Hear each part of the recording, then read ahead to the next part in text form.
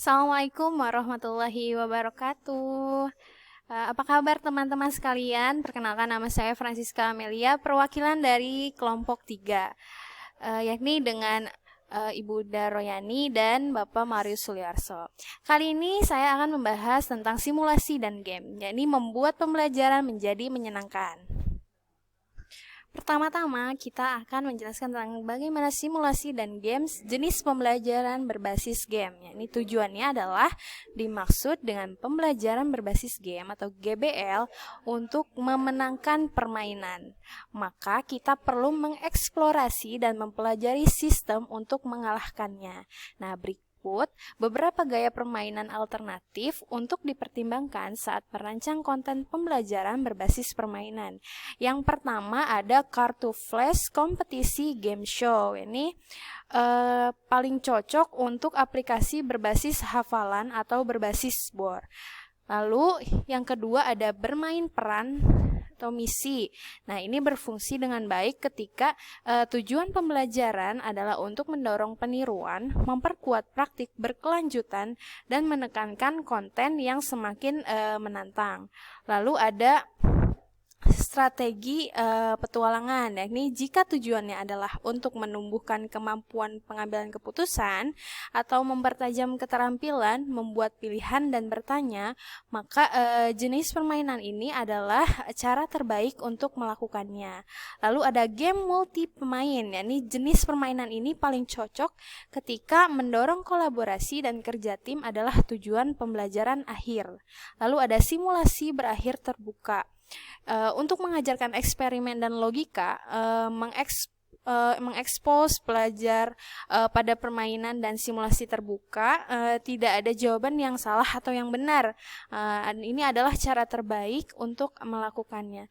Lalu yang terakhir ada game jangka waktu pengujian refleks. Ini jika tujuannya adalah untuk mendorong pemikiran cepat dan pemikiran di luar kotak, maka jenis permainan ini itu bisa dikatakan ideal.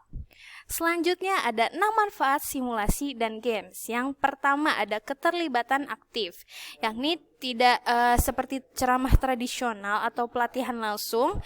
Permainan mendorong pelajar untuk terlibat secara aktif dalam proses pembelajaran. Lalu ada adaptasi. Nah, adaptasi ini kuliah tidak akan menawarkan pengalaman coba, gagal, pelajari. Dengan simulasi, peserta didik akan belajar menyesuaikan keterampilannya dengan dunia nyata.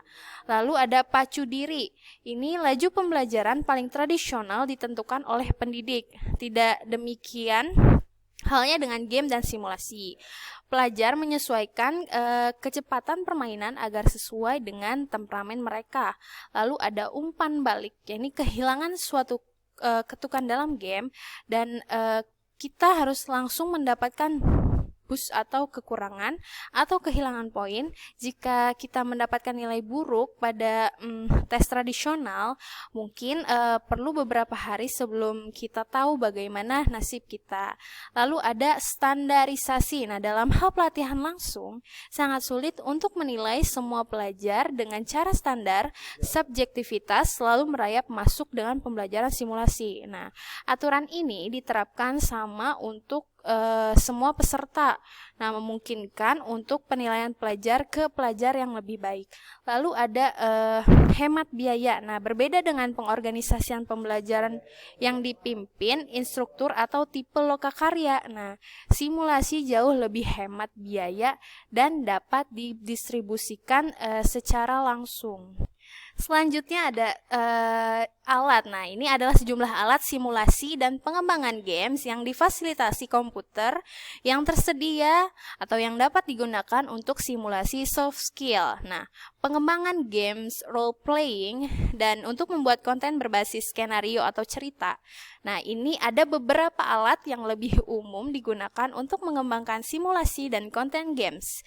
Yang pertama ada Adobe Captivate, ada KD Sim Studio dari Knowledge Dynamic, ada Composica Enterprise.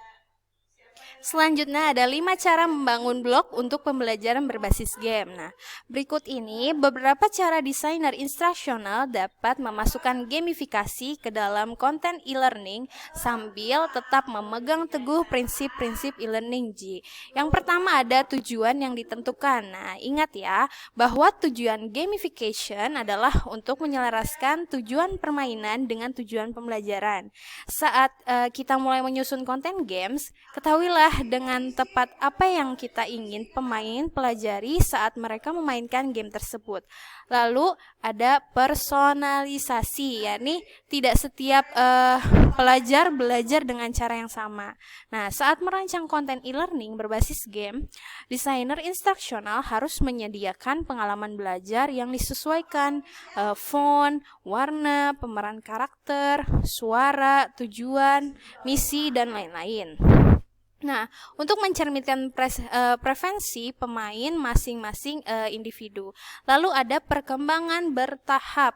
Nah, ide di balik konsep desain ini adalah bahwa pemain pembelajaran harus memungkinkan pemain untuk secara bertahap maju ke tingkat pembelajaran yang lebih tinggi dan lebih kompleks. Lalu ada prestasi. Nah, gamifikasi pembelajaran adalah tentang memperkuat pencapaian diri di antara peserta didik.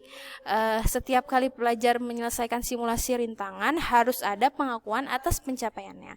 Lalu ada kemajuan yang diilustrasikan. Nah, ini adalah konsekuensi dari 3 yang di atas tadi, ada tujuan, personalisasi, dan perkembangan. Nah, lalu karena game harus menggambarkan secara visual melalui skor, poin, akumulasi, harta, dan lain-lain. Nah, kemajuan yang dibuat pemain dalam menyelesaikan setiap modul atau level, melihat kemajuan dalam waktu nyata, membantu pemain tetap termotivasi untuk bermain.